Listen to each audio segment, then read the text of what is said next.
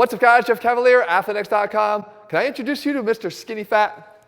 Jeff, if this guy's skinny fat, call me Arnold Schwarzenegger. Hi Jeffrey, it's me, Arnold. How are you? Arnold, maybe you want to look at him again now?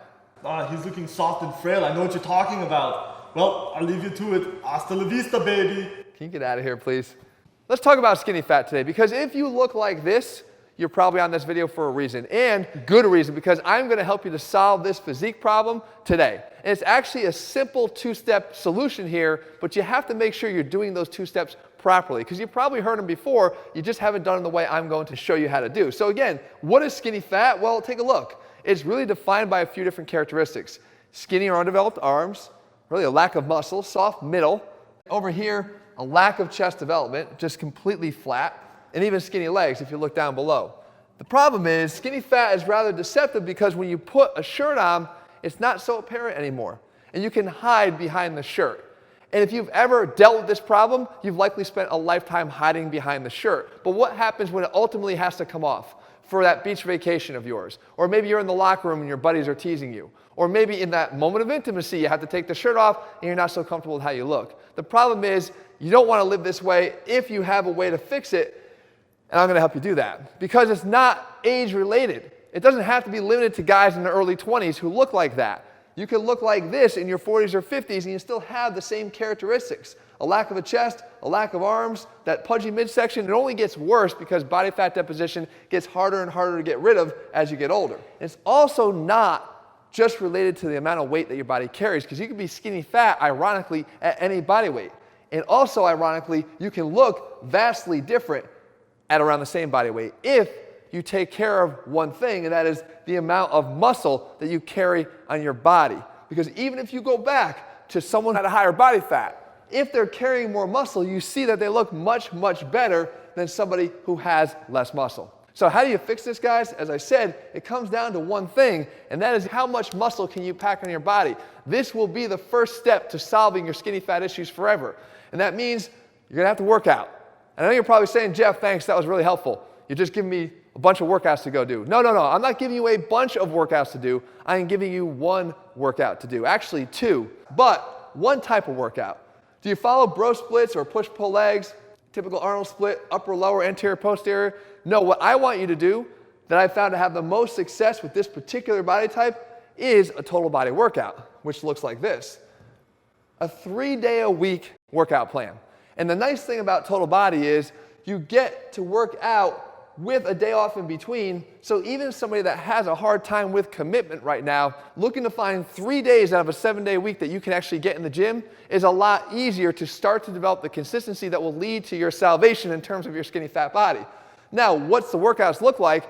Again, there's only two variations here, A and B. And I actually put this whole workout together for you that I'll link for you in the description below. That will give you exactly what this workout looks like. It's our perfect total body workout. 6 exercises, right? A barbell squat at a 3x5, a barbell hip thrust, a barbell bench press, weighted chin up, a farmer's carry, and a cable or banded face pull. They're compound exercises that are easily loaded and progressively overloaded, which means that you can progress on these exercises a lot quicker and see more rapid muscle gains and strength gains, which all is going to help you to build more muscle. There's a benefit here too, and that is your naivety when it comes to the gym. You probably haven't trained for long enough, consistent enough, or hard enough to see the results that you are capable of, but when you start to follow this plan, you will. And you're hitting all the major functions of the body, whether it be a squat, hinge, push, pull, carry, or corrective. And when you take the second workout, which is a deadlift, a squat, or a lunge, a barbell overhead press, a row, and a farmer's carry overhead this time with another corrective, you're complementing whatever's missing from the first workout. So you don't have a lot of movement patterns to learn. You just have a few, but you learn how to get good at them and to progressively overload, once again, on that simple calendar. Now, the second part of the equation here, though, is this, and that is you can't just be doing 3 sets of 12. And what I mean by that is there's a mentality that goes into the effort that you're putting into your workouts. And I can almost guarantee you, with 99.9999% certainty, that most skinny fat people do not train hard enough. They take with them to the gym, I'm going to do 3 sets of 12 because that's what I read. That is the worst mentality to have. I made a whole video on this about why that's holding you back, but suffice it to say that if you're not training at high enough level of intensity, those results will not come. So make sure that you check out this video that I will link for you at the end of this video to make sure that you get this right every single time. Well, what's left? Well, the skinny fat solution here, or equation, relies on training plus, as you could have guessed it, nutrition, but with an all-important multiplier factor here at the end. And that multiplication factor is protein. Because protein will determine whether or not you see the results you're looking for from your skinny fat transformation. Because when you're trying to simultaneously burn body fat and build muscle, protein is the magic elixir to allow you to do this properly. Why? Because you need to get enough of it. Because when you're in a hypocaloric state, necessary for burning body fat, but you still want to build muscle, then protein allows your body to do that even in a slight caloric deficit. But it has to be high enough. And what most people recommend is 0.7 grams to 1.2 grams per pound of body weight in a day. But when you're talking about a skinny fat body, I believe those requirements get nudged up a little bit more from the minimum side to 1 gram to 1.2 grams per pound of body weight. Meaning that a 180-pound person would have to have a minimum of 180 grams of protein up to a maximum of about 216 grams. Now ask yourself, are you meeting those requirements? Because if you're not, you're really going to struggle to put on the muscle that we just talked about was so important to do, at the same time not letting your body fat get out of control, creating another issue for you. So now what would this look like in terms of an actual meal plan? So you'll see here 3 different meals: breakfast, lunch, and dinner. And this is a sample meal plan that I gave to one of my athletes. But the first thing you'll see is there's a standard variation here, which means somewhat of a maintenance level of calories that they're ingesting here. And you would do the same thing. You would try to find a maintenance meal at each of these 3 meals. And it could look slightly different, but it better not look too much different than what you see here. Why? Because this is made up of the right types of foods. And this is not removing complete macronutrients. I'm not taking carbs out of the equation. I'm not taking fats out of the equation. I'm giving you a realistic meal plan consisting of healthy food options to get you to not only learn to eat healthier and more responsibly, but also not punish you along the way. That being said, if you're looking at this and it's a big departure for how you're eating right now, because you prefer Lucky Charms and Entenmann's crumb cake, it's time to grow up. Because at some point, in order to get away from that 8-year-old body that you're stuck in, you're going to have to start eating more like an adult. And this is where we start to eat more like an adult. You're going to eat like this on your maintenance calories for about 1 to 2 months while you perform the total body workout that I showed you already. Why? Because I want to give your body the chance to actually build muscle by training now consistently, not missing workouts, and training with that proper intensity that we talked about that you're going to want to watch that video for again. And what will happen is, at the maintenance level, as you start to build muscle, that active tissue will actually help you to burn a few additional calories. As that happens, you create that slight deficit that starts to take care of that body fat issue, little by little.